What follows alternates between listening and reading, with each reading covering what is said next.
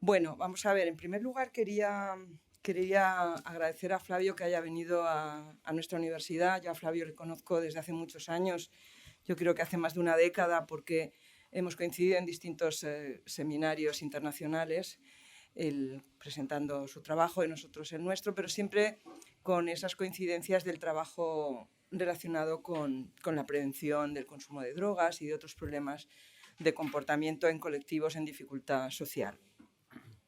Y bueno, pues siempre teníamos la ilusión de que pudiera venir y no siempre es posible. Esta vez ha sido posible, y eso que ha sido en unas circunstancias en las que parece que no le aconsejaban que viniera, ¿no? Que viajara, porque el tema de la pandemia, pues ya sabéis que la gente lo lleva mejor o peor, pero alguna gente lo lleva mal, ¿no? Entonces pensaban que no era un buen momento para que él viajara, pero bueno, él lo ha hecho y está encantado de haberlo hecho, ¿verdad, Flavio? Bueno, entonces agradecemos mucho que él haya hecho este esfuerzo por venir aquí, y pensamos que va a tener muchas cosas, ¿no? Muchas cosas buenas del trabajo con nuestro equipo, pero también muchas cosas buenas en relación a lo que vais a conocer, que los va a explicar y que realmente vale la pena. Algunas cosas y os las explicaré yo ahora con su presentación. La verdad que cuando ves el currículum de un académico, de una académica, siempre miras cuántas publicaciones de impacto tiene, ¿no? Claro, el profesor Flavio Marsiglia lo pasa con supernota, ¿no? No tendríamos nota para darle, porque realmente desde los últimos 20 años o más él no ha dejado de publicar y publicar y publicar, y además en revistas de alto impacto en los temas que él conoce y que domina bien, como es el tema de la adaptación cultural, como es el tema de la prevención de problemas de drogodependencia y otros comportamentales, desde HIV hasta obesidad, por ejemplo, y en este momento está trabajando con temas de post-COVID, que ya sabéis que sobre todo la post-COVID, entre otras cosas, ha producido problemas de salud mental en particular. Entonces, claro, él tiene muchísimas publicaciones, porque a veces hay gente que ha publicado mucho pero que no lo ha hecho, o sea, que hace años que no publica, ¿no? Que vive un poco de rentas, pero no es el caso del profesor Marsiglia, que como veis aquí pone Regents Professor, ¿no? Y la traducción de ser Regent Professor tiene que ver con no solo ser catedrático de universidad, sino además ser una persona que es relevante para la Universidad del Estado de Arizona, que es donde él trabaja, porque por sus aportaciones al mundo social, al mundo académico, porque al final la universidad está bien que haga aportaciones académicas en sentido estricto, pero sobre todo lo que está bien es que las haga para la población en donde está, ¿no? En el caso de la Universidad del Estado de Arizona, no solo en el lugar donde está, porque Flavio dirige un centro de investigación, digamos, local, nacional, pero también dirige sobre todo un centro a nivel internacional, el Centro Global de Investigación Aplicada en Temas de Salud. Y sobre todo pues está conectado pues con muchos países del mundo, con 14 países estáis trabajando ahora. Ellos están diseminando su trabajo en muchos países, el propio Estados Unidos, México sobre todo, donde tienen un trabajo muy continuado desde hace años, también en Guatemala, en España, en Uruguay, en Kenia, Tanzania, Burundi, China, Taiwán. Bueno, esto se llama investigación aplicada, ¿no? Esto se llama generar conocimiento para la población que es útil y que la población no reconoce como útil, que es el mejor indicador, que te reconozcan como útil y te llamen, ¿no? Te llamen para que pongas en marcha una investigación.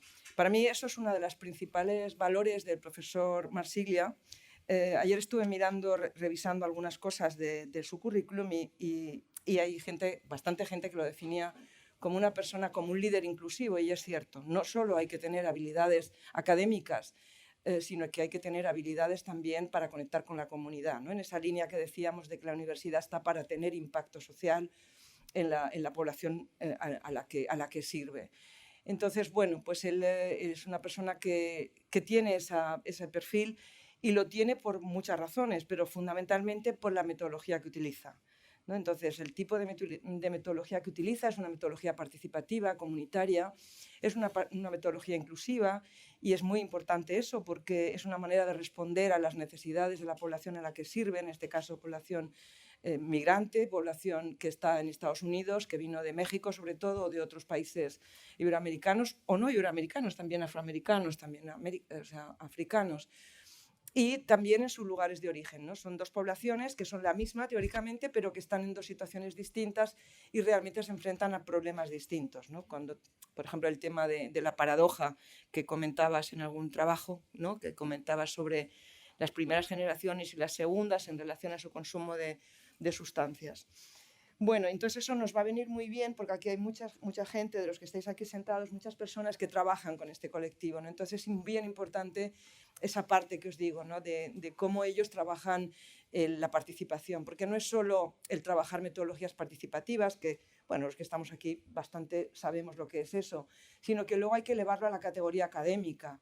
O sea, realmente una vez que trabajas en esa metodología participativa, lo elevas a categoría académica cuando realmente haces ciencia con eso, o sea, cuando utilizas los métodos que has de utilizar, utilizas grupos control, utilizas metodologías que realmente o sea, sean de fiar, o sea, que podamos confiar en ellas y también que a la población se sienta identificada con ese trabajo. Entonces son cosas muy importantes que Flavio Marsiglia ha logrado hacer en su carrera, como os decía, de más de 20 años y tan fructífera no solo en artículos, libros, capítulos, sino también en participación de comités internacionales, en universidades, en centros de alta investigación. O sea que yo diría que el paradigma de todo esto es uno de sus programas que tiene mucha fama. O sea, yo de hecho cuando le conocí por ese programa, el programa Keeping It Real, que en castellano ellos lo han traducido por Mantente Real, que nos puede parecer un poco raro, pero fijaos la peculiaridad, digo la traducción, ¿no? Mantente real, a ver, no sé, ¿no? O sea, como que, pero Mantente Real tiene muchísimo sentido porque eso no lo sabía, que se tradujo en Galicia. Sí, por primera vez, ¿no? En España, sí. El origen. Bueno, pues eso ya nos dice muchas cosas. Bueno, pues las siglas de real, o sea, el real tiene que ver con las siglas de la toma de decisiones que tiene un chaval, una chavala, una niña, un niño, cuando tiene que decir que no al consumo de drogas, ¿no? Entonces, ¿qué hace? Pues lo que hace es rechazar, lo que hace es explicar, lo que hace es alejarse y lo que hace es levantarse o marcharse, ¿no? O sea, real, no de real. Entonces, claro, todavía cobra más sentido porque refleja el trabajo ¿de dónde salió ese trabajo? Pues ¿de dónde salió? Pues de todo el trabajo que Flavio Marsiglia y su equipo hicieron con los niños que que no consumen. O sea, ¿qué hace usted? ¿Por qué no consume cuando sus compañeros están consumiendo? Bueno, ¿cómo lo hace? Bueno, pues a partir de aquí surge esas siglas que son el nombre de este programa tan importante que ellos han adaptado en todos esos países que os he comentado, ¿no? Entonces, aparte de esa investigación en problemas como los que os he comentado, pues también y fundamentalmente el buque insignia es el Keeping It Real. Bueno, pues yo os agradezco mucho que estéis aquí. Cuando él acabe dejaremos un poquito de tiempo para que hagáis algunas preguntas, sobre todo porque, como os digo, el tipo de trayectoria que tiene Flavio sin duda os va a ser muy, muy útil para vuestro trabajo cotidiano, que sé que a muchos de vosotros estáis en ese campo. Bueno, Flavio, bienvenido, muchas gracias. Yo me he quitado la mascarilla porque Flavio y yo llevamos ya muchos días juntos, entonces ya somos como burbuja. Así que me la vuelvo a poner, ¿verdad, Flavio? Bueno, gracias. Muchas gracias, Flavio. Gracias. Buen día, buenos días. Gracias, Carmen, por tu generosa presentación. Es un placer estar aquí y compartiendo con ustedes un poquito del trabajo que hacemos. Me siento muy, muy cómodo en Palma. Tienen una ciudad hermosa, una isla hermosa. La comida es demasiado rica, es un peligro, pero bueno, trataremos, ¿no? Me quedo por poco tiempo, así que después habrá tiempo de perder el peso, ¿no? Que uno gana aquí. La hospitalidad de Palma me hace sentir en casa, ¿no? Así que gracias. Hoy lo que vamos a hacer es, en unos pocos minutos, hablar más que nada de un programa que complementa a Mantente Real, a Keeping It Real, que mencionaba Carmen.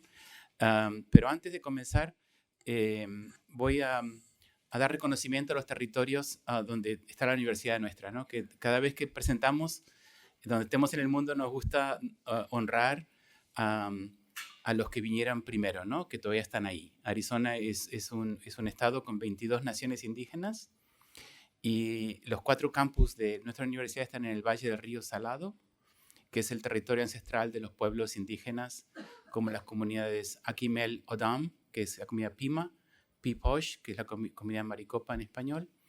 Y ellos han estado ahí por siglos y siglos y han cuidado de esta tierra que hoy podemos disfrutar juntos. Reconocemos también y honramos a todos los ancianos y ancianas de estas comunidades que han mantenido el aprendizaje y la tradición y los valores de estas culturas, y los ancianos de antes, los de hoy y los que vendrán. Y también honramos a todas las naciones indígenas soberanas americanas. También quiero agradecer a los que nos financian las investigaciones de las que voy a hablar hoy, que son los institutos nacionales de salud, y dentro de ellos varios institutos, y que continúan aportando los recursos que necesitamos para hacer este tipo de trabajo. Hoy vamos a hablar un poquito de los antecedentes de la intervención familiar que tenemos, que se llama FPNG, y de qué se trata, y luego también adaptaciones que hemos hecho brevemente de este programa. El programa se creó más que nada para la comunidad latina en Arizona y responde a un crecimiento demográfico, ¿verdad? Como ven aquí, hay 62 millones de latinos y latinas, ¿no? Ahora usamos la palabra Latinx para tener el idioma más inclusivo, ¿no? Y como ven, el crecimiento ha sido dramático, ¿no? Del año 70 al 2020. Nosotros estamos en Arizona y este mapa muestra México más grande que Estados Unidos, ¿no? Pero un poco muestra esa idea de que la influencia mexicana es tan fuerte, ¿verdad? Estamos en la frontera y cuando ven a Phoenix y ven Ciudad de México, ¿verdad? Estamos mucho más cerca, ¿verdad? Para mucha gente que vive en la frontera de México, van a comprar a Phoenix, van a la universidad en Phoenix, ¿verdad? O sea, que queda mucho más cerca aquí la Ciudad de México, ¿no? Si uno está en una de las ciudades fronterizas como Juárez o como Tijuana, ¿verdad? Cualquiera de estas ciudades. Y nuestro trabajo tiene mucho que ver con eso, ¿no? Con México grande y también con México fronterizo. El perfil demográfico de nuestro estado es un estado muy joven, tiene apenas 110 años, el estado de Arizona.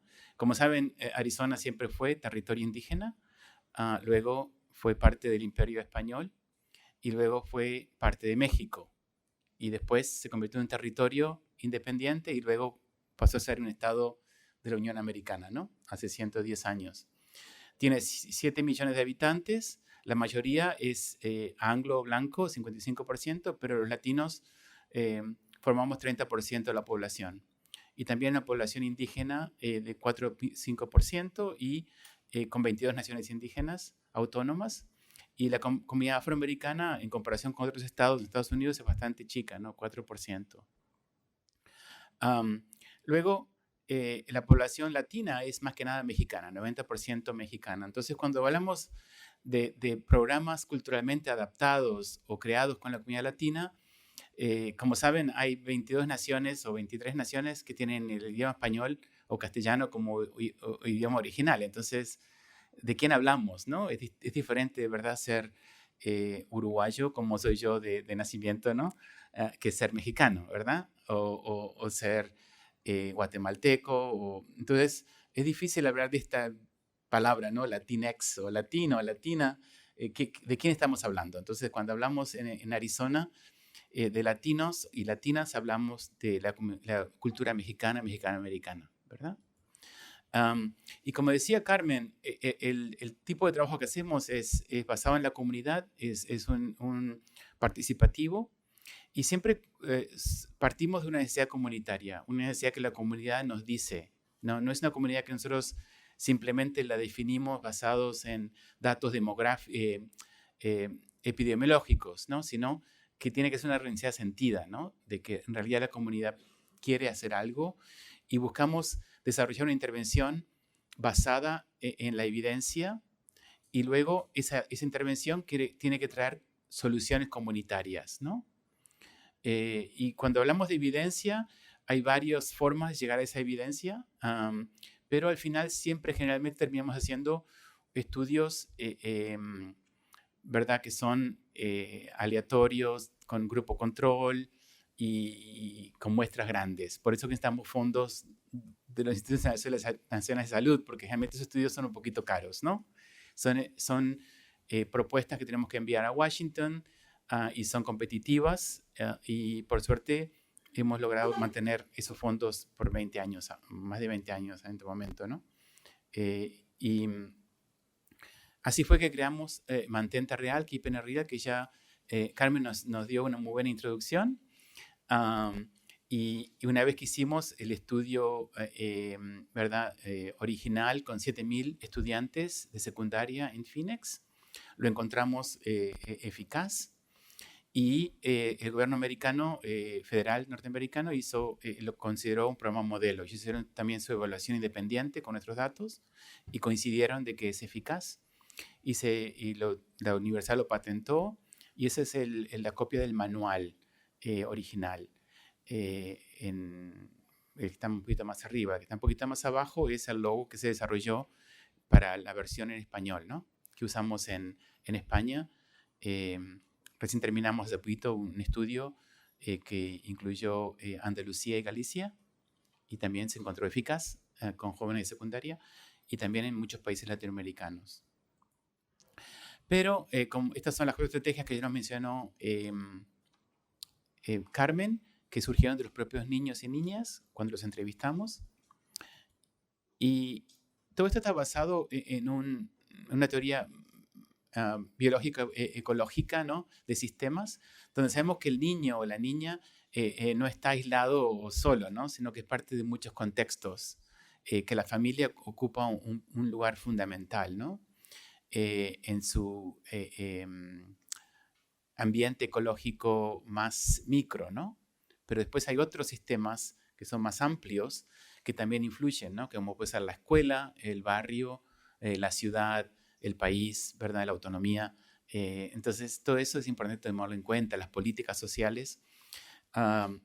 Y también usamos mucho la teoría de comportamiento planeado, ¿no? Que pensamos que el cambio es posible, ¿verdad? Pero tiene que ser un cambio planeado y tiene que ser un cambio basado en la evidencia también y las teorías que nos informan cómo hacer ese cambio. Y que las actitudes, las normas sociales, la percepción de control que el joven tiene, puede ser cambiado, alterado, modificado y cambiar las intenciones, ¿no? Que tienen las normas y luego esas intenciones van a cambiar el comportamiento, ¿no? Entonces ese proceso tiene que ser un proceso sistemático y hecho también basado en la cultura, porque no todos tenemos las mismas normas sociales, no todos tenemos las mismas actitudes y percepción de control, ¿verdad? Entonces, si hacemos un modelo que nos parece que va a servir a todos, ¿verdad? Quizás va a servir a algunos, quizás a la gente se parezca más a nosotros, ¿verdad? Como investigadores, de alguna manera siempre estamos influyendo en lo que hacemos, ¿verdad? Es un producto de quienes somos. Entonces, al hacer un modelo más participativo y horizontal, entonces tenemos que aprender a escuchar un poquito mejor otras versiones, ¿no? Y aunque sean muy distintas a las nuestras, y no tener juicios de valor, ¿verdad? No hay un valor que sea mejor que otro valor, sino que somos diferentes, pero nos complementamos de alguna manera. Y entonces estos modelos que hemos desarrollado llevan un poquito de tiempo, porque generalmente comienzan con un proceso cualitativo, ¿no? Al principio no usamos encuestas, sino que es más grupos focales, entrevistas, ¿verdad? Para entender, para comprender. Empezamos el proceso sabiendo que no sabemos nada, ¿verdad? Y vamos con la mente muy abierta, ¿no? Y entonces ahí es que empezamos a desarrollar el conocimiento de esa manera. Y porque las familias, como decíamos, en el sistema ecológico, ¿no?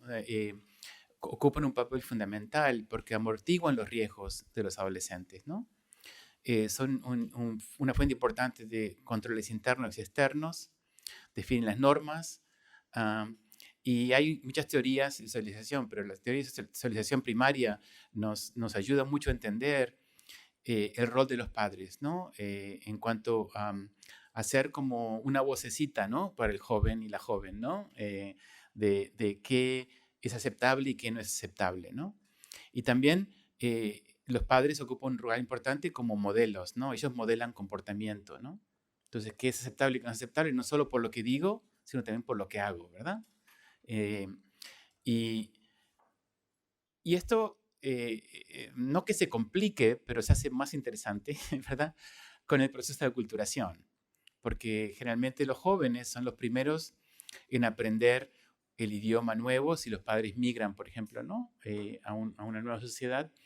También son los primeros en adquirir los valores y las normas que pueden ser diferentes entre la nueva sociedad y la sociedad original, ¿verdad?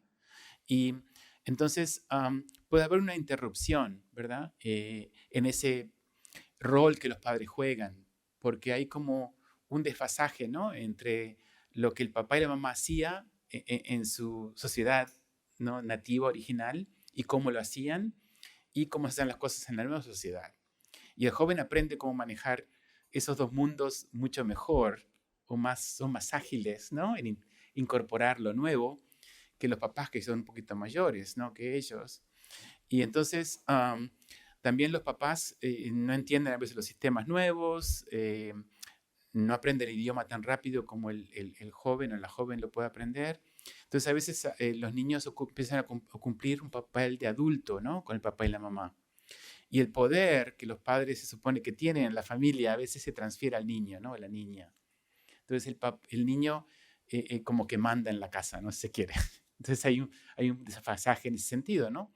Entonces se debilita la capacidad de los papás para comunicarse y transmitir de manera efectiva las normas, los valores, las expectativas, ¿no?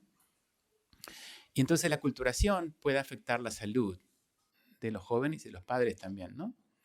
Y entonces en Estados Unidos ese desfasaje que hablábamos puede ser un factor de riesgo, ¿verdad? En los estudios vimos que, por ejemplo, hay un aumento en el consumo de alcohol y otras drogas, especialmente los jóvenes ya en su segunda generación, ¿no? Y también otro ejemplo sería el de la dieta, ¿no? En Estados Unidos, como saben, a veces la dieta no es la mejor. Yo veo que aquí hay McDonald's, hay Burger King, todo eso, lo siento, con tan rica comida que tienen aquí, ¿no? ¿Para qué ir a esos lugares? Pero bueno, espero que Burger King y McDonald's estén escuchando. Pero, o sea que todo eso es un problema. Azúcar, comer mucha cosa que no nos hace bien, ¿no? Y también enfermedades crónicas como la diabetes, ¿no? Que ha aumentado muchísimo. Y vemos un aumento en la comunidad migrante, ¿no? La primera generación tiene un nivel de diabetes más o menos como el resto y la segunda aumenta, ¿no? Porque también aumenta la obesidad, ¿no? Entonces, ¿por qué creamos el programa de padres? Teníamos Mantente Real ya, teníamos Keeping It Real, pero fueron los propios padres que nos dijeron, ¿y nosotros? Porque los padres a veces hablando con nosotros nos dicen, yo siento como que no reconozco a mi hijo o a mi hija, ¿no? Es otra persona, no sé cómo hablar con ellos, no los entiendo, no puedo comprender cómo piensan ya, ¿no?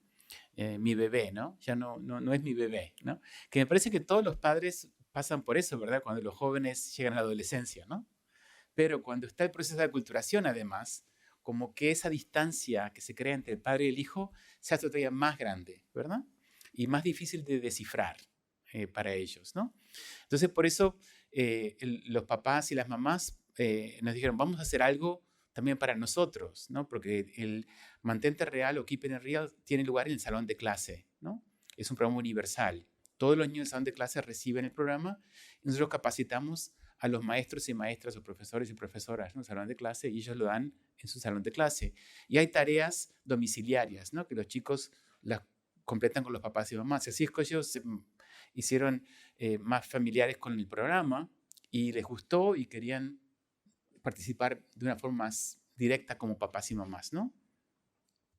Entonces lo que hicimos fue crear el programa para padres con los padres, ¿no? Como hicimos con los niños, que creamos el manual con los niños, que el programa de padres lo creamos con los padres, ¿no? Basado en lo que ellos necesitaban, lo que ellos pensaban y también lo que ellos hacían bien. Porque como los niños siempre hacen cosas bien, que nos olvidamos a veces, los papás y mamás también hacen cosas bien, ¿no? Entonces enfatizar lo negativo, ¿no? Y lo que ellos sentían que no eran capaces de hacer bien, sino enfatizar lo que hacían bien. Y siempre en un grupo de 10 o 12 padres hay por lo menos 3 o 4 que se sienten que están haciendo las cosas bien, ¿no? Entonces, enfatizar la resiliencia y enfatizar eh, lo que está funcionando, ¿no? A pesar de todos los desafíos que enfrentan, ¿no? Y lo que hicimos fue capacitar a líderes comunitarios. Después que hicimos el primer estudio de eficacia del programa, donde nosotros estamos muy envueltos, siempre el segundo nivel es el estudio de efectividad, donde se lo damos a la comunidad y es la comunidad misma que lo hace, ¿no? Para estar seguro que es sustentable y que es factible, ¿no? Porque a veces hacemos cosas muy lindas en la universidad con todos los recursos que tenemos en la universidad, pero después cuando va a hacerse en la comunidad se desinfla el globo, ¿no? Porque no se puede mantener ese nivel de energía, se quiere, ¿no? Entonces, los objetivos generales de Familias Preparando a la Nueva Generación son fortalecer la capacidad de los padres de responder a los ofrecimientos de alcohol y otras drogas de sus niños, ¿no? Cómo apoyarlos a ellos con los riesgos que enfrentan, ¿no? Desde la casa. Fortalecer el funcionamiento familiar, que refuerce los comportamientos prosociales de los jóvenes y aumentar las habilidades de comunicación y resolución de problemas en la familia, los conflictos, ¿no? Familiares. Y para un ejemplo de las sesiones, le llamamos talleres, ¿no? Que son 8 sesiones, y ahí pueden leer un poquito el título de cada taller, ¿no? Como ven, es mucho sobre comunicación, muy poco sobre asustar a los jóvenes, que te va a hacer mal hacer esto. Eso sabemos que eso no funciona, ¿no? Las tácticas de asustar no funcionan, así no es, sino que darle habilidades de vida, ¿no? Capacitarlos para que tengan competencias, ¿no? Que eso es lo importante, y también lo mismo con los papás y las mamás, ¿no? Darle herramientas para poder mejorar la comunicación y poder hablar de temas que a veces en ciertas culturas son temas tabú, ¿verdad? Entonces, ¿cómo poder hablar de los temas y sentirnos y hablar de una forma más horizontal, padres e hijos? Que a veces las comunidades con las que trabajamos nosotros hay una jerarquía, ¿no? Muy grande, diferente, una distancia grande entre el padre y el niño, y no están acostumbrados a hablar de temas juntos y escuchar al joven y las opiniones del joven, ¿no? Entonces, esto busca ese tipo de diálogo, ¿no? Entonces, para resumir el proceso que hicimos, que lo hacemos con todos los proyectos nuestros, empezamos creando el programa Familias Preparando a la Nueva Generación. Se hizo un estudio de factibilidad, ¿no? Para ver si en realidad esto se puede hacer. Si tenemos grupos, van a venir los padres, ¿no? Porque podemos tener un programa de padres, pero nadie viene. Entonces, ¿de qué sirve, no? Tenerlo. Después se hizo un estudio piloto donde ya teníamos los 8 talleres ya formados, se hizo el manual y se hizo con pocos grupos para ver cómo funcionaban. Ahí aprendimos, se mejoró el manual, se refinó, se cambiaron cosas. Y entonces ahí sí recién se hizo el estudio de eficacia, que ya era con grupo control y el resto de longitudinal. Y luego que salieron resultados de ese estudio de eficacia, se hizo el estudio de efectividad, que es lo que voy a hablar hoy un poquito ahora, darles un poquito, que es el más reciente, ¿no? El de efectividad, donde ya la universidad, nuestro equipo, apoyó al grupo comunitario que tomó el liderazgo, pero fue un grupo no gubernamental, ¿no? Como una agencia comunitaria que le llamamos nosotros, que tomó el liderazgo, ¿no? Hizo la capacitación, el monitoreo, y ellos mismos dieron los facilitadores, ¿no? De los grupos. Y luego ahora estamos en la etapa de adaptación, de divulgación de resultados y escalamiento, ¿no? Llevarlo a escala, ¿verdad? Entonces, como un ejemplo ahora rápidamente, porque queremos dar tiempo para preguntas y intercambio, ¿no? En el estudio de efectividad, que fue el más reciente, que le digo que lo hizo un grupo comunitario, ¿verdad? Con apoyo nuestro, pero nosotros no estábamos metidos en todo, ¿no? Como el primer estudio que hicimos. Ellos crearon los grupos de padres, ¿verdad? Y todos los grupos, nosotros, el primer manual que desarrollamos para este programa fue en español, ¿no? En castellano, y luego se tradujo al inglés, a pesar de que estamos en Estados Unidos, ¿no? Porque la comunidad que más pidió este tipo de intervención era la comunidad más reciente, ¿no? Migrantes más recientes, ¿verdad? Primera generación. Entonces, su idioma de preferencia o que siente más cómodo es el español, ¿verdad? Y lo que hicimos fue, con los primeros padres que fueron los líderes, ¿no? Atrás de todo esto, ellos hablaron con otros padres, hicieron su propio reclutamiento, ¿no? Si se quiere. Y en las escuelas donde no teníamos representantes, ¿no? Que eran los que hacían, invitamos a otros padres, lo que hacemos son cafecitos, que le llamamos, ¿no? Invitamos a los papás y a las mamás a que vengan a hablar de un tema de interés, ¿no? Que puede ser, por ejemplo, cómo ayudar a mi hijo, a mi hija, para que le vaya bien académicamente en la escuela, ¿no? Entonces vienen a ese tema que no tiene nada que ver con la investigación o esta intervención, y luego los invitamos a participar de la intervención, ¿no? Y así fue que reclutamos los 400 madres y padres que completaron el programa. No tuvimos casi deserción, ¿no? Los que comenzaron, terminaron, ¿no? Me parece que la deserción al final fue como 3%, una cosa así, ¿no? De padres.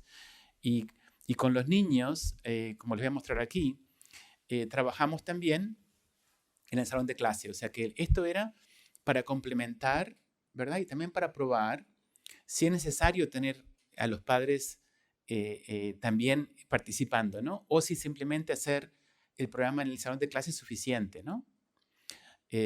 Un estudio que estamos haciendo ahora también le agregó otra condición, que es trabajar solo con los padres. ¿Y qué pasa si uno trabaja solo con los padres y no con los niños directamente, si también recibe un beneficio importante?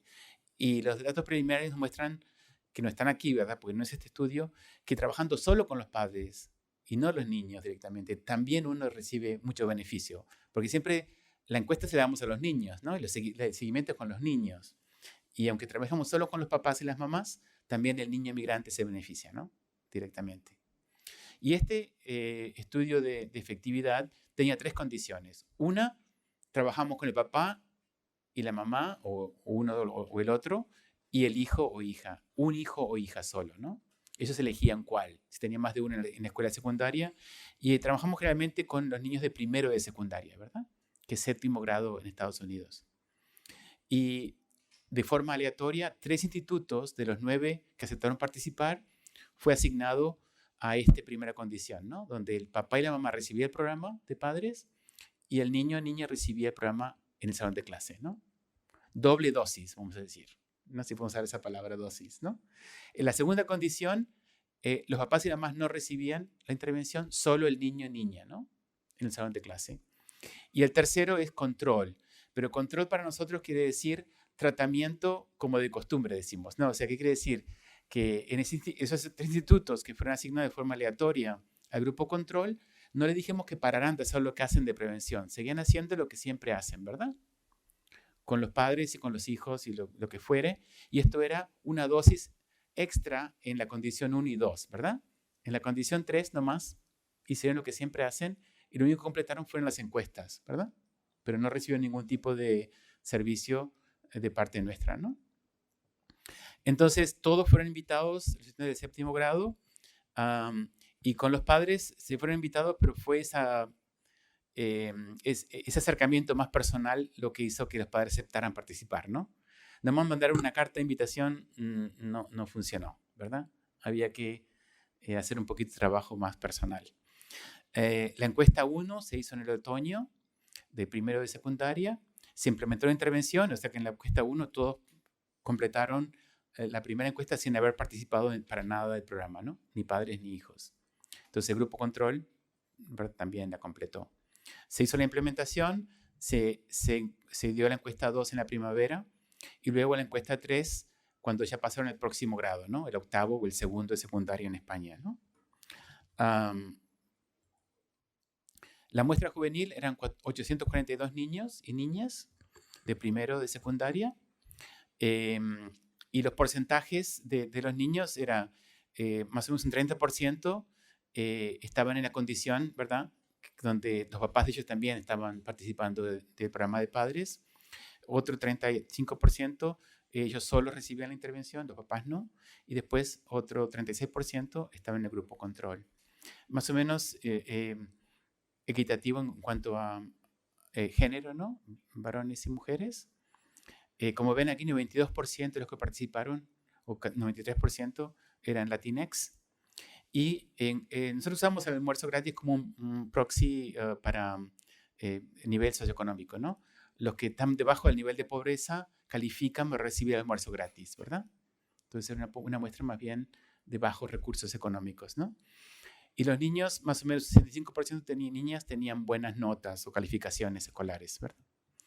En cuanto a la muestra de padres, la gran mayoría de los padres completaron la encuesta en español, o sea que ellos le dicen algo en cuanto a nivel de aculturación, ¿no? Lingüística y cultural, o sea que ya te sentían todavía más cómodos en español, ¿no? Y la gran mayoría eran madres, y eso me parece que ocurre también aquí, ¿no? Que cuando decimos escuela de padres o programas de padres, en realidad es madres, ¿no? Que son las que más participan. Como ven, el nivel educativo era bastante bajo y más del 90% de los padres eran, ¿verdad? Latinx y la mayoría eran de ascendencia mexicana y el resto eran más que nada centroamericanos, ¿no? Más que nada de Guatemala, Honduras, El Salvador, ¿verdad?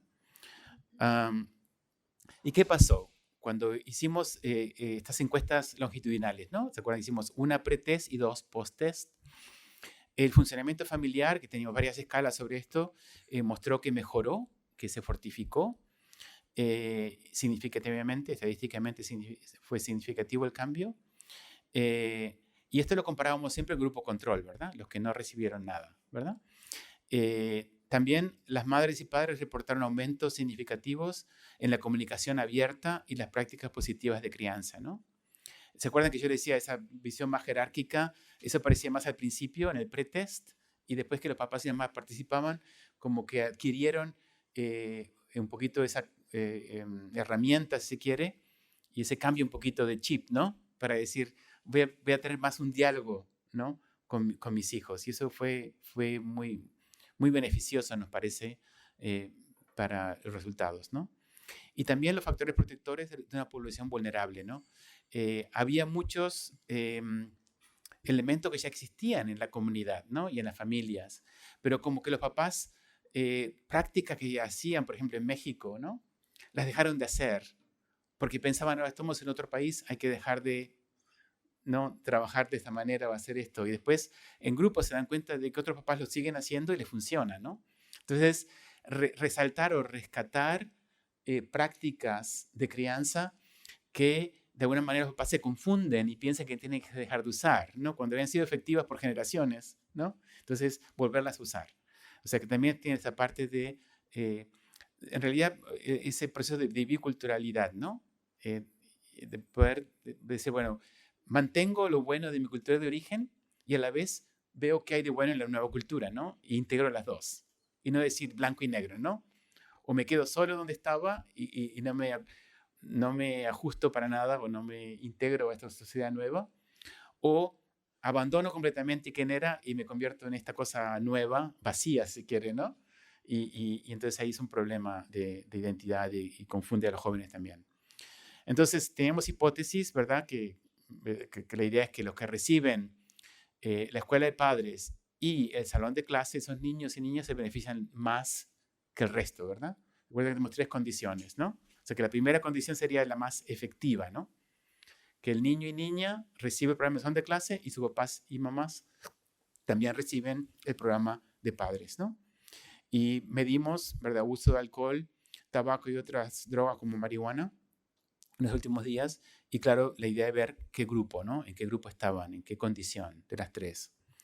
Y usamos modelos de curva de crecimiento, ¿no? Growth Curve Models, para estudiar esa diferencia. Y más que nada lo que esto muestra es, a esta edad, de 12 a 14 años, sabemos que todos van a aumentar su uso, ¿no? Empiezan a experimentar, ¿no? Con alcohol, tabaco y otras drogas.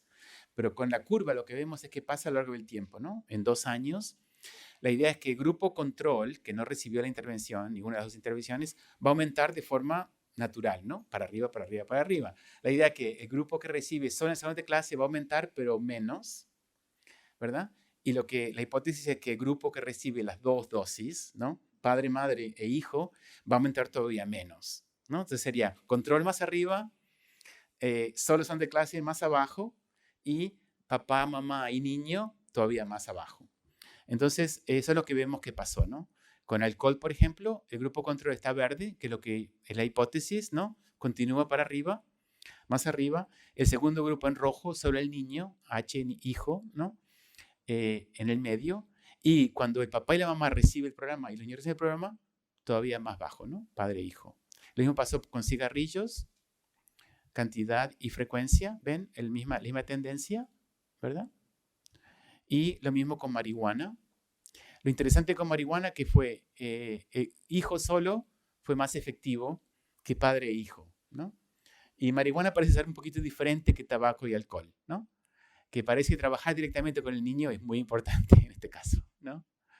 Porque lo que vimos que con tabaco y alcohol, como son sustancias legales para adultos y legales para niños, están en la casa, ¿verdad? Entonces el rol del papá y la mamá es muy importante con el alcohol y el tabaco, ¿verdad? Sin embargo, marihuana tiende a ser ilegal en muchos países, no en Uruguay, y en muchos estados de Estados Unidos, y me parece que en España todavía es ilegal, ¿no? Entonces es más que los amiguitos y amiguitas, ¿no? Son los que tienen más influencia. Entonces el grupo de pares es fundamental, y eso se trabaja mucho más en la versión para niños, ¿no? De mantener en el salón de clase. Por eso explicamos esta diferencia, ¿no? Sin embargo, frecuencia de uso, igual los papás ocupan un lugar importante, ¿no? Como segundo aquí. Y también los hijos están más abajo, ¿no? Entonces, las conclusiones es que fue eficaz, funcionó, ayudó, y como vemos, importa y hace la diferencia incluir a los papás y las mamás, ¿no? Para que tengamos más poder estadístico, si se quiere, en cuanto a cuán eficaz o efectivo fue, ¿no? Hubieron limitaciones porque los papás con los que trabajamos y sus mamás fueron los que vinieron al grupo, ¿no? ¿Qué pasó con todos los que no vinieron? Entonces, estos son los papás y mamás motivados o más preocupados, ¿no? Una cosa interesante que al final del PowerPoint hay una lista de artículos que publicamos. Hay uno que es sobre mamás que fueron al grupo de padres porque tenían problemas de uso de alcohol ellas mismas, ¿no? Y estaban llegando a la adicción, pero en muchos casos los papás y mamás que vienen son indocumentados, ¿verdad? Y no se sentían cómodas yendo a una clínica o pedir ayuda directamente. Y al venir al grupo fue que recibieron ayuda, ¿no? Nosotros las pudimos referir. O sea que también es este tipo de papás y mamás que venían a los grupos, ¿no? Los que son muy interesados, están muy preocupados, quieren trabajar con sus hijos, quieren buscar la manera, o los que están muy necesitados también ellos mismos, ¿no? De alguna manera.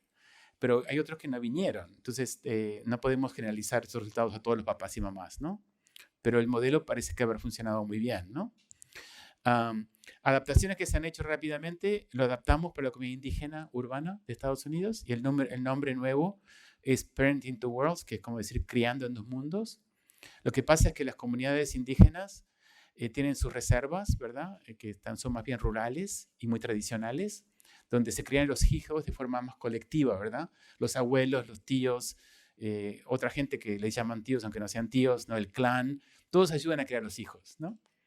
Se mueven a la ciudad y son familias nucleares, ¿no? Donde solo el papá y la mamá tienen que criar a sus hijos. Y eso crea toda una cantidad de conflictos, ¿verdad? Y diferencias. Entonces, este programa lo adaptamos para esa comunidad. Claro que es en inglés, ¿verdad? Y mucho con identidad cultural, ¿no? En cuanto a conectarme de nuevo a mi cultura, ¿no? Cuando uno habla con la comunidad indígena en Arizona, en la ciudad, hablan de, como saben, en inglés está la palabra home y house, ¿no? Que quiere decir home es lo que está en el corazón, ¿no? Y house es la estructura. En español decimos casa, ¿no? Para las dos. Pero en inglés, cuando hablábamos de home, siempre hablaban de la reserva, ¿no? Su hogar está en la reserva. Vive en la ciudad, tiene una casa en la ciudad, pero su corazón está en la reserva, ¿no? Entonces, cuando hay una ceremonia, cuando hay un problema, siempre se vuelve a casa, ¿no? Casa es en la reserva, ¿no? Entonces, es importante tratarlo con los papás para que puedan manejar eso, ¿no? También. Y también dio muy buen resultado el programa adaptado para la comunidad indígena. Y ahora estamos adaptando el programa para también cuestiones de nutrición. O sea, que en lugar de tener solo uso de sustancias como, ¿verdad? El objetivo, ¿no? Prevenir el uso de sustancias, también prevenir, ¿verdad? O ayudar a los jóvenes a que tengan una dieta saludable, ¿no? Y entonces, que ese problema de obesidad, prevención de diabetes, todo eso que es importante, ¿no? Y los papás han participado y la doctora Sonia Vega López es la investigadora principal y yo soy el co-investigador principal de esta adaptación. Y el anterior con los indígenas es el doctor Steven Cullis y su equipo. El programa se llama igual, Familias Preparando la Nueva Generación, Plus, ¿no? Porque es, además de la sustancia, es la parte de nutrición. Y aquí para darles un ejemplo cómo hacemos las adaptaciones. Ese mismo manual, ¿verdad? Pero le agregamos, en vez de tener 8 sesiones, tiene 10, ¿no? Porque se incluyó también la parte de nutrición, ¿verdad? O sea que eso es lo bueno. Una vez que tenemos un modelo que funciona, ese modelo se puede adaptar no solo a poblaciones diferentes, sino también al tipo de variables que queremos afectar. Entonces no tenemos que empezar de nuevo, si se quiere, ¿no? Y con la pandemia, lo que hicimos fue adaptar el modelo FPNG Plus para hacerlo en línea. Y con la población migrante reciente teníamos temor de que no participaran y fue al revés. Funcionó muy bien. Usan teléfono más que nada, no laptops, pero no teléfonos celulares. Le instalamos ¿verdad? Zoom en todos los teléfonos y han participado muy bien. Y lo que nos decían en uno de los grupos focales que hicimos para evaluar esta versión en línea es que ahora el papá y la mamá participan en lugar de solo la mamá en muchos casos, porque están en casa, ¿no? Entonces el papá se siente más cómodo participando cuando es virtual y también la mamá se siente más cómoda porque no tiene que dejar a los niños a cargo del papá. Ella está ahí, ¿no? Entonces se siente más cómoda también. O sea que es interesante cómo, a pesar de todo lo doloroso que ha sido esta pandemia, también hemos aprendido cosas, ¿no? Y ha funcionado de esta manera. Gracias y tenemos unos minutos para algún comentario o preguntas. Muchas gracias.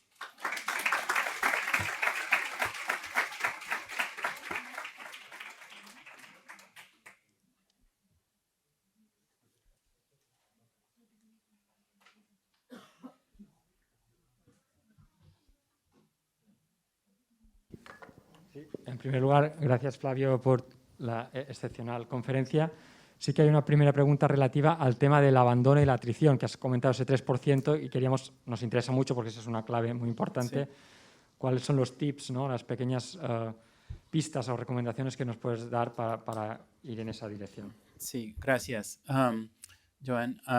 Lo que hacemos generalmente es, cuando lo hicimos nosotros, ¿no? En el estudio de eficacia, llamábamos por teléfono a la persona que no venía, ¿no? Y funciona bastante bien. Cuando lo hizo la comunidad, ¿no? El grupo comunitario, ellos lo que decidieron fue crear una red dentro del propio grupo y ellos todos tenían una persona a la cual se ocupaban, ¿no? Era como, ¿no? el contacto. Entonces, si alguien no venía, esa persona llamaba, ¿no? También esa persona llamaba a la otra persona para recordarle la reunión, ¿no? Y también se crean amistades así, ¿no? Porque lo importante de estos grupos es que fomente el apoyo mutuo, ¿no? Porque esa es la idea. Entonces, funcionó muy bien, que entre ellas, porque la mayoría eran mujeres, ¿no? Se recordaban de la reunión y si alguien faltaba, llamaban, ¿no? Y así eso funcionó muy bien.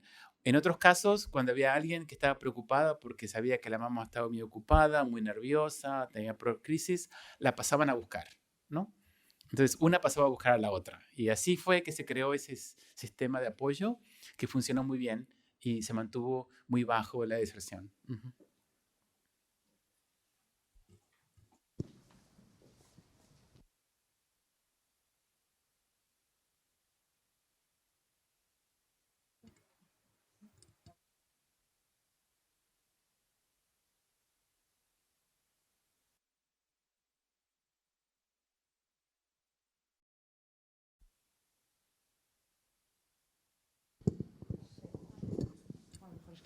Bueno, una tiene que ver con el inicio del proceso. A mí esa parte del trabajo previo con las familias o con los chicos previamente, ¿no? Que luego van a generar un programa o van a generar una mejora, o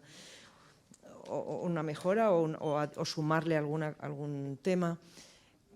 ¿Cómo preparáis la fase previa? Tú hablabas de los cafecitos o de los cafés, ¿no?, en los que se invita a las familias, por ejemplo, en el caso cuando hablabas de las familias, a que explicaran algún problema que tuvieran y ellas podían tener un problema con las notas, con la asistencia, con lo que fuera. Vosotros como profesionales les dabais respuesta a eso y eso lo utilizabais luego, valga la expresión de utilizar, para incorporarlos a un proceso de trabajo conjunto.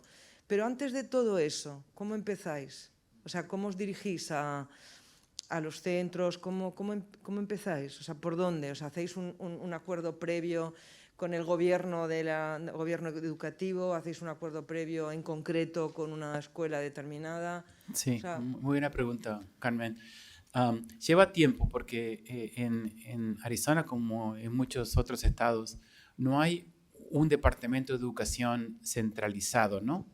Hay uno, pero no tiene jurisdicción directa, ¿no? Entonces, las escuelas están separadas en muchos distritos escolares, ¿no? Por ejemplo, en la ciudad de Phoenix tenemos como 18 distritos escolares, ¿no?, en el área metropolitana. Entonces, tenemos que ir primero distrito escolar por distrito escolar, que nos den permiso, ¿no? Y después hablar con cada director o directora de escuela, ¿no?, que nos den permiso. Ellos a la vez tienen que hablar con sus profesores para que acepten participar, ¿no? Y entonces lleva todo ese tiempo. Ahora, como ya hace tiempo que estamos trabajando con todos, ya nos conocen y es mucho más fácil, ¿no? Pero al principio lleva un poquito de tiempo. Y también tenemos un consejo asesor comunitario, ¿no?, que incluye líderes de educación, ¿no? Entonces, ellos también son como nuestros abogados, nuestros representantes, ¿no?, que nos representan y dicen, sí, si Flavio te dice que hay que hacerlo, está bien, se puede tener confianza, ¿no? Hay que hacerlo. Entonces, es crear esos líderes que nos apoyan, ¿no? Porque no podemos hacerlo todos nosotros. Entonces, una vez que se crea esa confianza, es más fácil. Cuando la comunidad indígena está un poquito más, lleva un poquito más de tiempo, porque como son comunidades autónomas, no tienen, el gobernador de Arizona no tiene jurisdicción sobre las comunidades indígenas, ¿no? Entonces tenemos que pedir permiso al consejo de la tribu, ¿no? Entonces hay que presentar la investigación. Ellos tienen un comité de ética y un comité de investigación que también va a analizar la propuesta y nos dicen que sí o nos dicen que no, ¿no? Cuando es como la comunidad urbana, trabajamos con el centro indígena urbano, ¿no? Entonces no tenemos que ir al consejo de la tribu porque no están en la jurisdicción de la nación indígena, ¿no? O sea que depende de la población, el proceso, pero siempre lleva tiempo y crea ese sentido de confianza.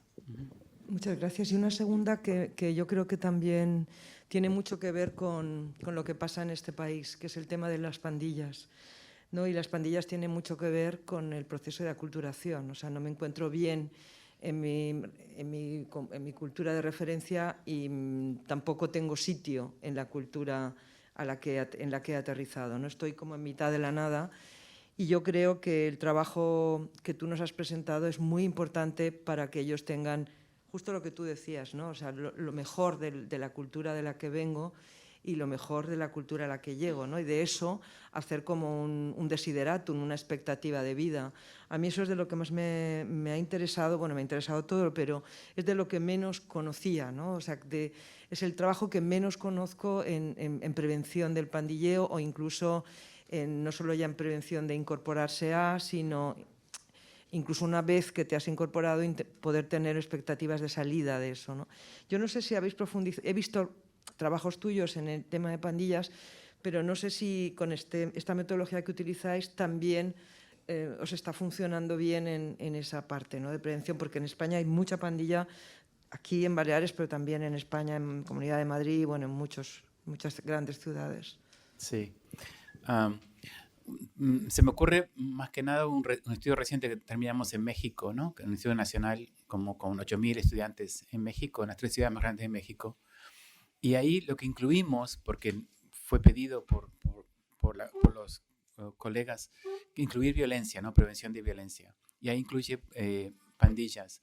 Y fue interesante porque los resultados de prevención de violencia fueron más fuertes que los de prevención de uso de drogas, ¿no?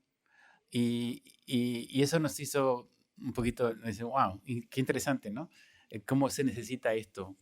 Y parece que también todavía no tenemos todos los análisis hechos, pero hay claro, y la literatura nos dice eso, que hay una clara conexión entre violencia y uso de drogas, ¿no?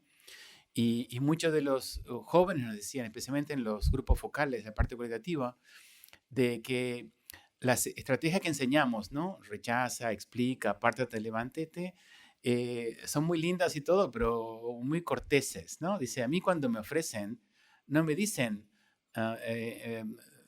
¿querrías tomar un poco o fumar esto?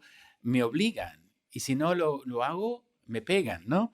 Entonces, y la parte de iniciación en algunas de las pandillas es tenés que emborracharte, ¿no? O tenés que estar high o lo que fuera. Entonces, estas estrategias tuvimos que adaptarlas para incluir la parte de violencia, porque los jóvenes se encuentran con todas situaciones donde no todos son corteses y, oh, gracias, gracias, pero no quiero, no funciona así.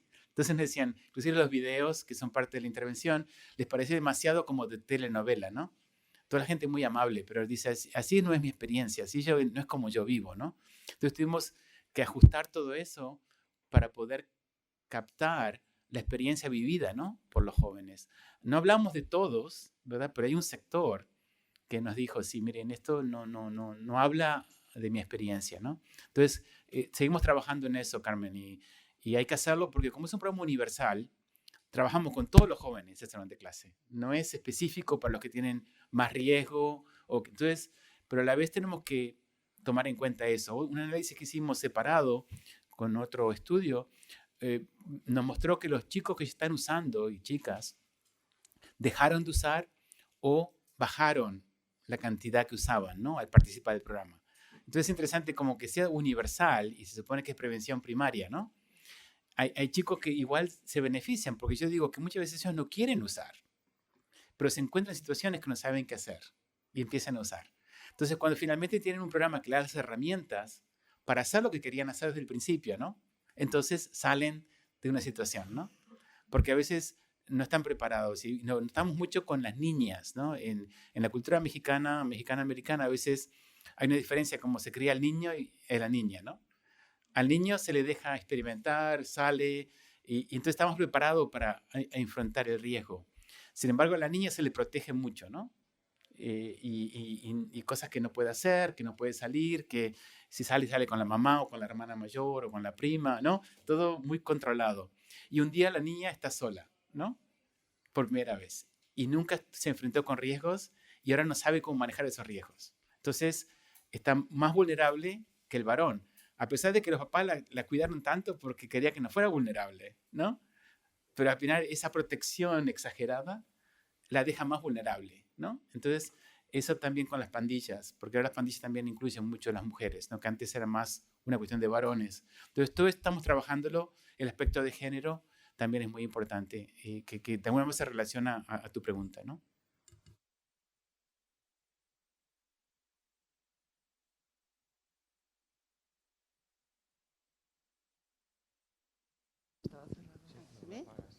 Flavio, primero, gracias por estar aquí.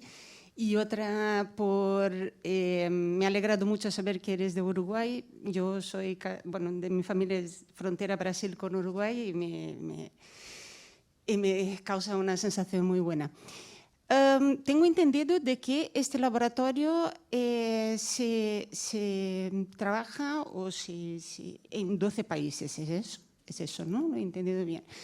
¿Qué tienen en común esos 12 países para que sean 12? Me parece un número pequeño, ¿no? de lo que se ve actualmente, las necesidades que hay en términos global, ¿no? ¿Qué tiene en común para poder ejercer este trabajo? Qué muy buena pregunta. Sí, un gusto.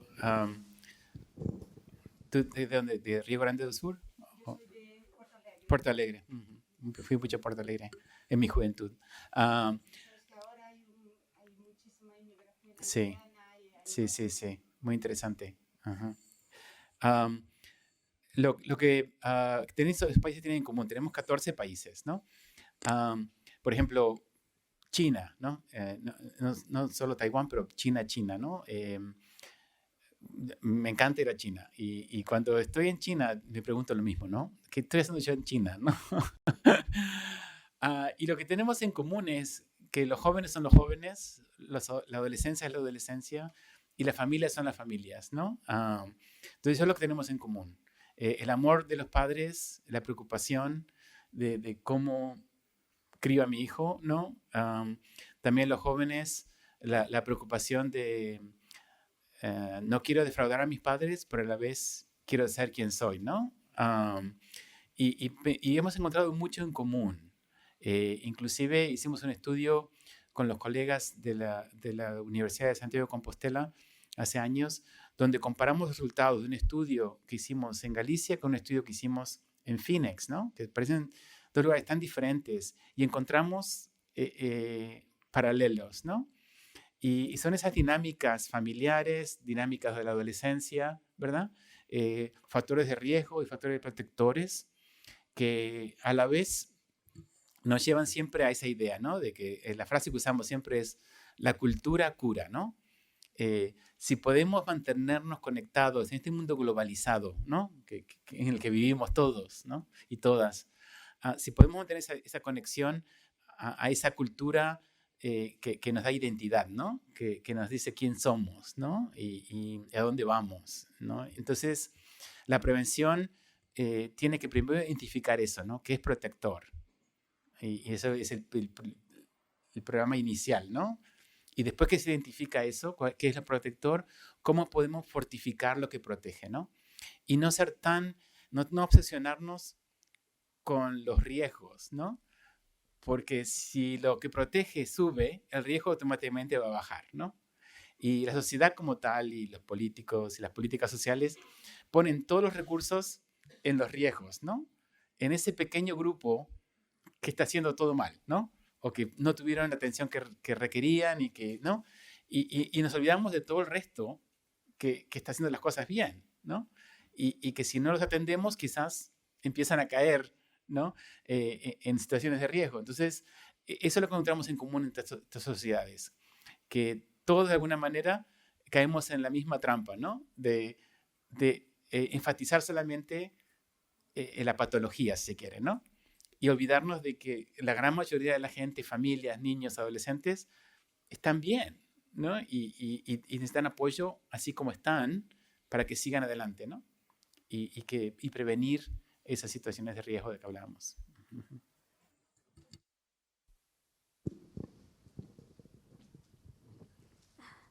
Hola. Gracias, Fabio. Yo tengo muchas preguntas, pero una de ellas es ¿hasta qué punto el programa familiar, que tú has dicho que daba muy buenos resultados en prevención de violencia también, y en temas de resultados escolares, de éxito escolar, ¿habéis notado alguna diferencia? Sí, gracias, María Antonia. En cuanto a rendimiento escolar, tenemos información sobre el programa Mantente Real, ¿no? Keep in Río. Ahí sí. Con el programa de padres no tenemos todavía mucha evidencia porque tampoco no lo incluimos. Porque el problema con la encuesta de padres, el comité de ética nos exige cierta ¿verdad? Tamaño de la encuesta y cuando pasamos determinado número de preguntas no les gusta, ¿no? Porque dice que ¿verdad? Puede ser oneroso para el papá y la mamá, ¿no? Tener que responder tantas preguntas. Entonces tuvimos que ser muy económicos, ¿no? En el número de preguntas. Pero con los niños sí lo incluimos porque con ellos no nos exigen que sea tan corto, ¿no? El cuestionario. Y notamos que sí, de que los niños que participan de Mantente Real mejoran su rendimiento escolar significativamente y también mejoran su sentido de pertenencia a la escuela, ¿no? Que de alguna manera media, ¿no? Es un mediador de el rendimiento escolar, ¿no? El profesor de salón de clase es capacitado por nosotros, son 2 días, la capacitación dura 2 días, o capacitado por la agencia comunitaria, ¿no? Que nosotros entrenamos. Y entonces ellos también cambian su forma de enseñar. Como hablamos de papá y la mamá, que aprenden un poquito más, una relación más horizontal, ¿no? De diálogo con el joven, también los maestros, al participar del programa, tienen una relación mucho más horizontal con los estudiantes, ¿no? Y participan de las dinámicas de grupo que se hacen en el salón de clase a través del programa, aprenden más de la vida del niño, ¿no? Y la niña, y quiénes son. Y eso mejora la relación alumno-profesor, ¿no?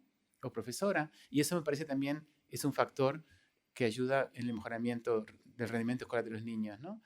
Por ejemplo, cuando empezamos con el original de Mantente Real, hubieron maestros anglo, ¿no? Blancos, se dice en Estados Unidos, que no querían enseñar el programa porque decían, esto es muy mexicano, ¿no? Y yo no soy mexicano o mexicana, y lo decían por respeto, ¿no? Por respeto a esa cultura que yo no entiendo y que no pertenezco, mejor den esto a un mexicano, que lo enseñe un mexicano. ¿Por qué yo? Dijimos, no, nosotros que lo enseñe usted. Claro, que estos maestros tenían, la mayoría de sus niños en el salón de clase eran mexicanos o mexicanos americanos. Entonces, usted sabe de cultura porque sus estudiantes están ahí, ¿no? Entonces, aprendieron estos mecanismos, estas herramientas, y cuando hicimos grupos focales al final para evaluar, nos dijeron, wow, ahora incluyo cultura en todo lo que enseño, ¿no? Matemáticas, lo que sea, ¿no? Enseño historia diferente a como la enseñaba antes. O sea que el programa les ayudó a entender de que la cultura es parte de todo. No podemos decir, bueno, tiene que haber un mexicano a hablar de México, ¿no? Cuando mis estudiantes son todos mexicanos. Entonces, eso es importante, ¿no? Para el rendimiento escolar, porque el niño se siente que, bueno, esto sobre mí, es para mí, les importa quién soy, ¿no?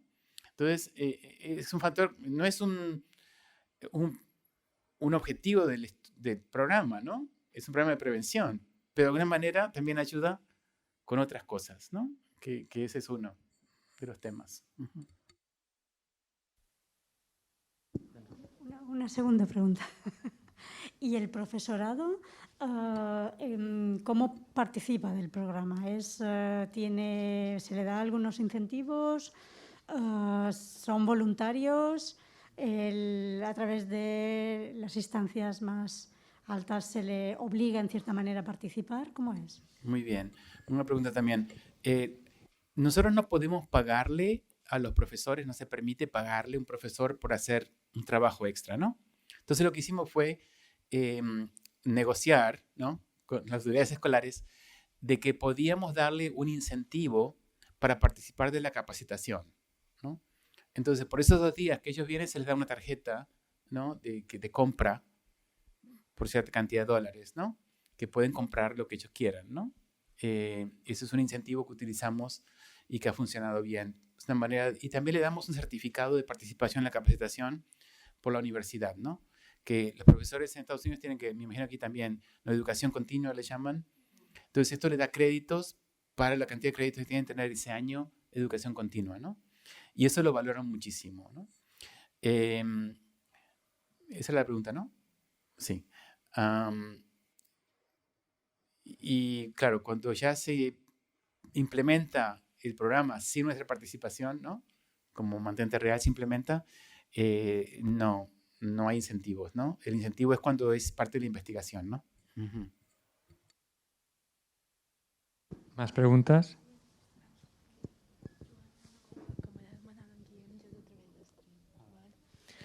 Hola, gracias. Es un compañero de clase que me ha preguntado, que lo está viendo a través de stream, a ver si le podría hacer esta pregunta. Y es, ¿cómo se enfoca, si se hace en un futuro, la promoción de la incidencia participativa en cuanto a los padres hombres en programas similares? Muchas gracias. Muy bien.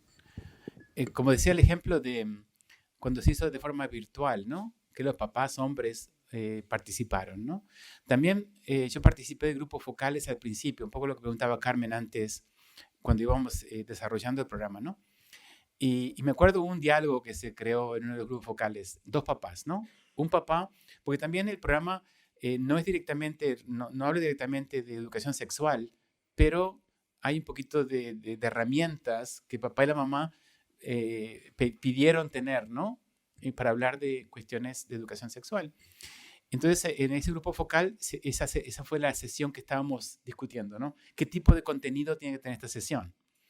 Y un papá dijo, yo, me parece como papá, tengo que hablar con mi hija de educación sexual, ¿no? Y otro papá dice, estás loco, ¿cómo vos como varón vas a hablar con tu niña de eso? Dice, yo de ninguna manera. Y se pelearon, o sea, no pelearse, ¿no? Pero digo, un intercambio bastante intenso, ¿no? Que se armó. Y al final el señor que decía que hay que hablar como varón con tu hija, ganó, ¿no? La discusión, porque el resto eran todas mujeres y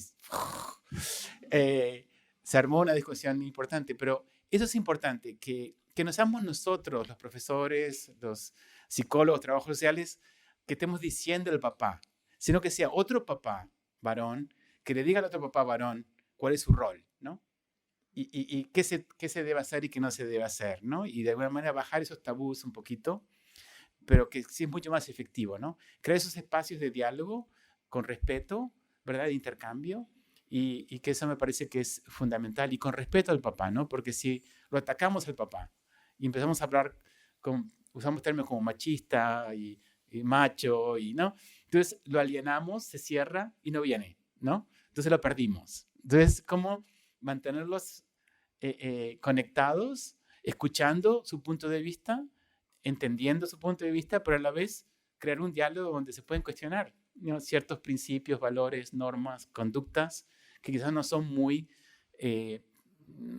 no conducen, ¿verdad?, a un cambio positivo, ¿no? Y no apoyan a los jóvenes, ¿no?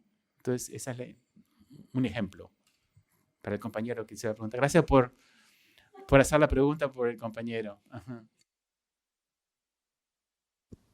¿Más preguntas?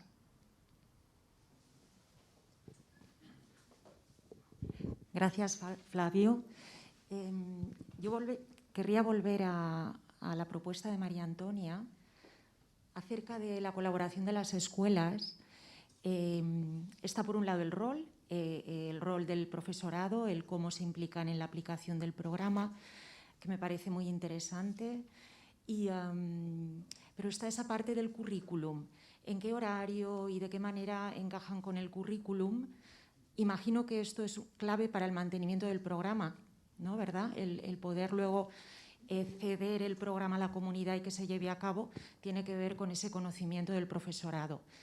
Y una segunda cuestión sería acerca de los líderes que os ayudan, de qué forma llegan a vosotros, si han participado en programas previamente, si son colegas que os conocen desde hace años, o simplemente que son personas de la comunidad con una relevancia y capacidad como para ofreceros ese apoyo. Gracias. Sí, gracias, Belén. Muy buenas preguntas. La primera, en cuanto al currículum, me parece que aquí ustedes reciben el mismo cuestionamiento, ¿no? No tengo tiempo. Tengo que enseñar matemáticas, tengo que enseñar álgebra, tengo que enseñar catalán, español, ¿no? Lo que enseñan, ¿no? ¿Cómo voy a poner una cosa más? A nosotros nos pasó lo mismo. Y lo que hicimos fue ver los objetivos y lo que tienen que enseñar, por ejemplo, en el primero de secundaria, ¿no?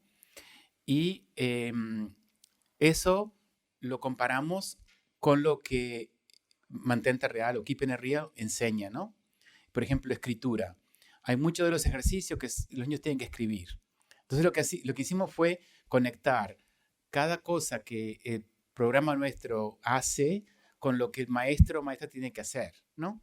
En ese grado. Entonces, lo que dijimos es, no estamos sacándote tiempo, lo que estamos dando es material para que cumplas lo que tenés que hacer igual, ¿no? ¿Se entiende? O sea que si es pensamiento abstracto, ¿no?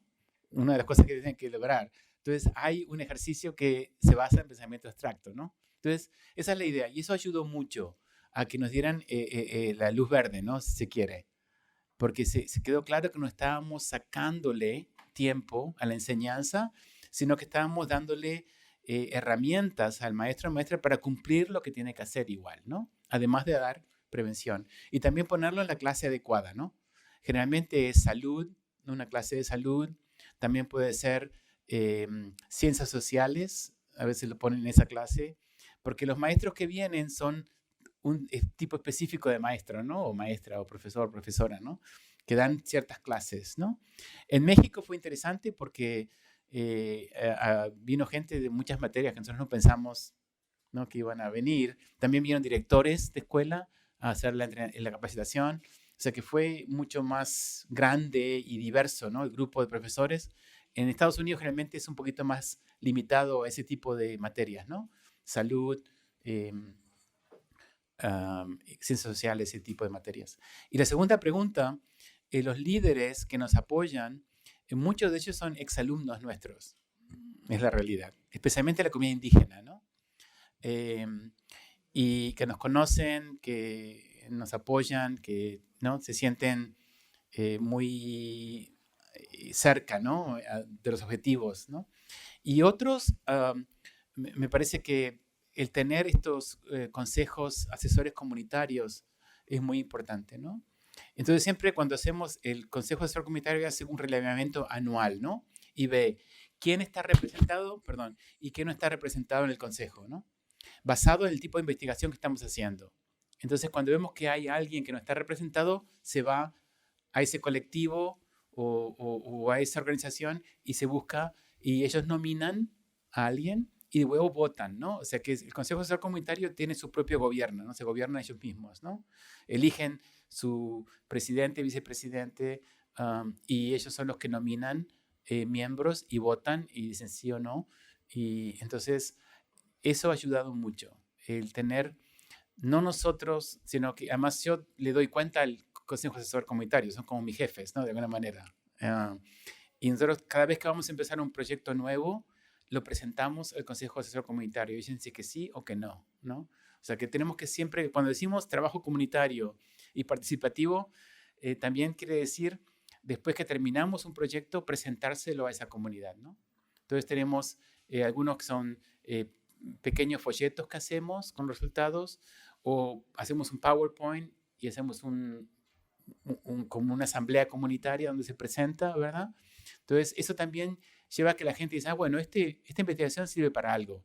Entonces cuando vamos a preguntarle que participe, que nos ayude, dice, sí, porque yo me acuerdo el estudio que hicimos, ¿no?, hace 3 años y me gustó mucho cómo se hizo y lo que salió. Entonces es mantener siempre ese contacto, ¿no? Esa retroalimentación, que el proceso de investigación va desde la pregunta de investigación hasta la publicación, ¿no?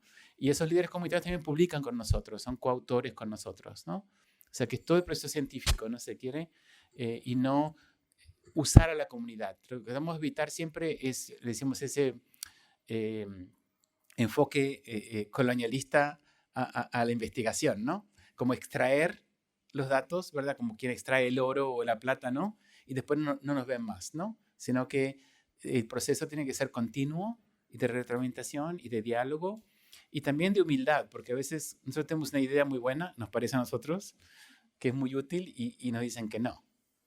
Y entonces, esa parte, ¿no? Y cómo explicarlo mejor, cómo comunicarse de una manera que se entienda, y a veces no llegamos a un acuerdo, ¿no? No pasa mucho, pero a veces pasa, ¿no? Gracias, Flavio. Estoy aquí. Gracias por tantos datos y tanta información útil, ¿verdad? Mi pregunta es parte desde la ignorancia. Es decir, me da la impresión que esas comunidades minoritarias, sin embargo, están muy cohesionadas internamente, tienen sus consejos, tienen sus líderes. Me da la impresión, seguramente me equivoque. Cuando las comunidades no están tan cohesionadas, aquí hace pocos años que tenemos inmigración internacional, hace unos 20 años, y han ido viniendo en sucesivas, no vinieron todos a la vez, ¿no? De forma que a veces te encuentras con comunidades minoritarias, pero sin esas estructuras tan claras internamente. Es un proceso natural porque ellos se cierran para protegerse y para al mismo tiempo generar sus propios recursos. Entonces, en vuestros programas, ¿habéis observado si son necesarias, ahí está la pregunta, algunas condiciones que deban tener esas comunidades para poder trabajar de forma eficaz con ellas? ¿Eso afecta de alguna forma a la manera de abordarlas y a la manera de sugerirles su participación en programas como estos? ¿O es irrelevante? ¿Tenéis algún tipo de información al respecto? Muy buena pregunta. Estoy de acuerdo contigo, por ejemplo, la comunidad mexicana, ¿no? Como decía, Arizona era parte de México, entonces hay gente que ha estado ahí de siempre, ¿no? Entonces es distinto, ahí ya hay una estructura, hay iglesias, hay panaderías, carnicerías, yo qué sé, todo, ¿no? Yo digo que a veces los niños mexicanos, chicos, no saben que no están en México, ¿no? Hasta que van a la escuela, ¿no? Porque es como estar en México. Pero tenemos otras comunidades, quizás es más parecido a la experiencia de ustedes, como Phoenix es un lugar, me parece que es la segunda ciudad que tiene el número más alto de refugiados, ¿no? Políticos, como asilo político, ¿no? Y por ejemplo, hay una comunidad muy grande de Somalia, o Somalia se dice, que es muy diferente a las comunidades con las que trabajamos generalmente, ¿no? Y nuestro centro tiene un proyecto específicamente para trabajar con esta comunidad. Y la experiencia nuestra con esa comunidad u otras parecidas es que se necesita un contacto con una persona, ¿no? Y esa persona después sirve de vínculo para la comunidad, ¿no? Y hay distintas maneras de llegar a esa persona. Y a veces llegamos porque, por ejemplo, una de nuestras colegas es médico, ¿no? Entonces ella en el hospital recibe y tiene una clínica, que nosotros somos parte de esa clínica, para refugiados, ¿no? Entonces es a través de esta doctora, ¿no? Que muchas veces ella descubre a ese líder, ¿no? A esa líder. Porque ella trabaja como con 28 distintos idiomas y culturas, ¿no? En esa clínica. Entonces es esa persona, a través de esta doctora, que entonces vamos a tomar café un día y así empieza la cosa, ¿no? O hacer una actividad comunitaria y vamos a participar en esa comunidad. Entonces, esa actividad es siempre encontrar una persona y esa es nuestra experiencia. Y no pensar que nosotros vamos a hacerlo solos, ¿no? Siempre tiene que ser ese líder o esa líder, ¿no? Que lidere. Nosotros vamos a apoyar a ese líder o esa líder, ¿no? Pero no tener el papel protagónico, ¿no? Porque no somos de esa comunidad. Especialmente al principio, con esas comunidades nuevas, porque hay naturalmente un sentido de, ¿y esta persona quién es, no?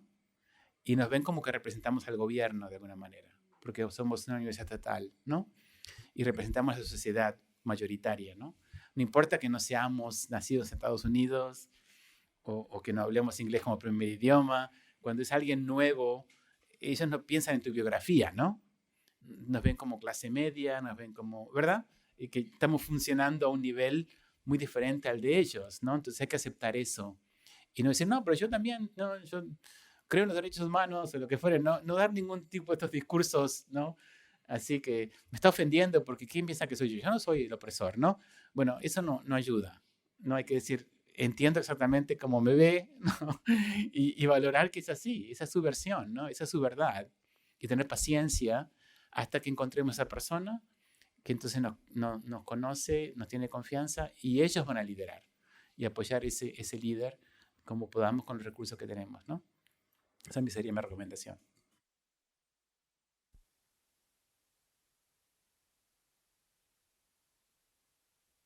No sé si hay alguna pregunta más. Sí que ahora os pediríamos una pequeña colaboración porque para cerrar el acto, bueno, muchas gracias Flavio, súper interesante, pero haremos una foto, así como estáis sentados, pero Flavio se pondrá aquí en medio y Mohamed y Albert harán una foto de la conferencia. Muchas gracias por vuestra participación.